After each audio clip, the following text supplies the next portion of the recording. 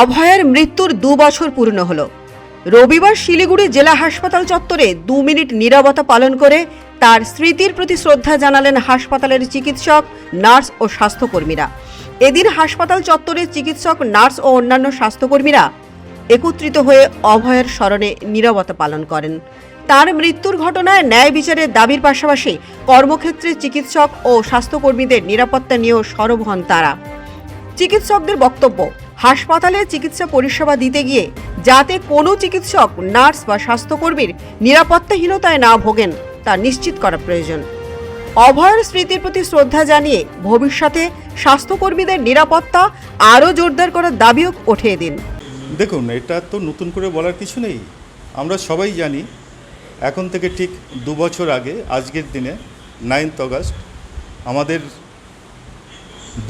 Doctor বোন কর্মরত অবস্থায় তাকে নৃশংসভাবে অত্যাচার করে খুন করা হয়েছিল এবং সেই বিচার আমরা এখনও পাইনি। আর বিচার যদিও বা পেতাম, আজকের এই বিশেষ দিনটাতে আমরা প্রতি বছর নীরবতা পালন করি, এবারও করছি। তবে এবার গভর্নমেন্টের একটা সার্কুলার আছে যে আমাদের হসপিটালের সমস্ত স্বাস্থ্য বিভাগের কর্মচারীরা যেন আমরা 2 মিনিট নীরবতা পালন করি।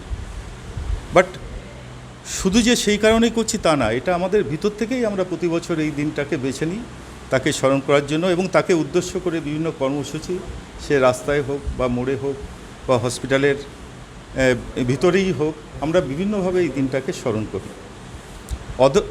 অভয়ের বিচার আমরা পাইনি।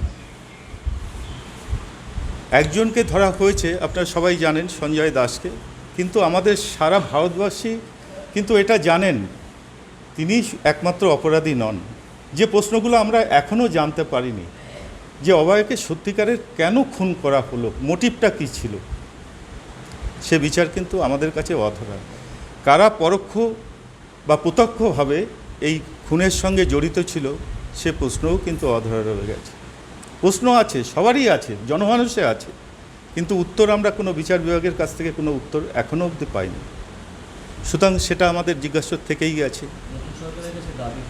নতুন সরকারের কাছে দাবি তো এখনও আমরা দাবি তো আমাদের অলরেডি আছেই, যে তারা যেন অভয়ের এই যে চ্যাপ্টারটা যেটা ঝিমিয়ে গেছিলো সেটা নতুন করে আবার এটাকে রিওপেন করা হোক এবং সুষ্ঠু বিচার।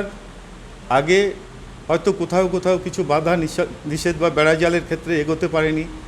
আমরা আশা করছি, কারণ আমরা অভয়ের কথা তো ভুলিনি, আমরা আশা করছি নতুন সরকারের কাছ থেকে আমরা সাপোর্ট পাবো এবং বিচার বিভাগের কাছে সিবিআই যদি সত্যি তাদের ইনভেস্টিগেশনের রিপোর্ট তুলে দেয় তাহলে বিচার নিশ্চয়ই পাবো। হোপ ফর দ্য বেস্ট, আমরা সেই জন্য ওয়েট করছি। নতুন নির্দেশিকা জারি করা হয়েছে, যারা সেদিন ছিলেন ওই স্থানে তাদেরকে আবার জিজ্ঞাসাবাদের জন্য ডাকা হয়েছে। শুনুন, আমি এই বিষয়ে তো আজকে কিছু বলবো না, আমি এর প্রতিনিধিও না। আমি আজকে অ্যাকচুয়ালি 2 মিনিট সুপার নেই, উনি আমাকে অনুরোধ করলেন সবাইকে নিয়ে এই কন্ডোলেন্সটা করতে, 2 মিনিট নীরবতা করতে, সেটা করেছি এবং সেটাকে কেন্দ্র করে 2-একটা যা কথা বলেছি। আমি এর ডিটেলস কিছু বলতে পারবো না। আমার নাম ডাক্তার তাপস।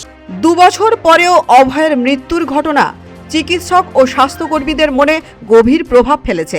ন্যায় বিচারের দাবি ও নিরাপদ কর্মপরিবেশের বার্তা দিয়েই এদিনের কর্মসূচি পালন করা হয়। ব্যুরো রিপোর্ট, পূবের কলম ডিজিটাল।